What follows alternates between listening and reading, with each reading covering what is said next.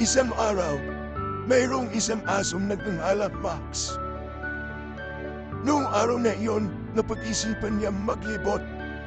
Sa kanyang pamamasyal ay nakakita siya ng isang buto. Tumingin si Max sa paligid, ngunit wala siyang nakitang sino man na maaaring magmay-ari ng buto. Kaya naman ay dali-dali niya itong kinuha at kumaripas ng takbo. Matapos niyang tumakbo, hindi na makapagantay si Max na hain ng buto. Nagsimula siya maghanap ng tahimik at kalmadong lugar kung saan niya pwedeng kainin ang buto nang wala nangihingi sa kanya. Kalaunan ay nakarating siya sa isang ilog na may tulay na gawa sa kahoy at ito ay kanyang tinawid. Habang siya ay tumatawid, napatingin siya sa tubig ng ilog at nakita niya ang larawan ng kanyang sarili.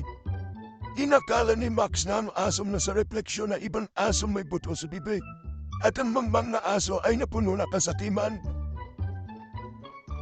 Ginusto ni Max ang buto ng aso na kita niya at upang hamunin ito, tinugulan niya ang kanyang refleksyon. Ngunit pagkabukas pa lamang niya ng kanyang bibig ay nahulog sa ilog ang buto na sa bibig niya. Galit na galit si Max nang malaman niyang nawala ang kanyang buto. Sa pagsubok niya mauha ang hindi kanya, ang sating na aso ay nawala kung ano ang mayroon siya.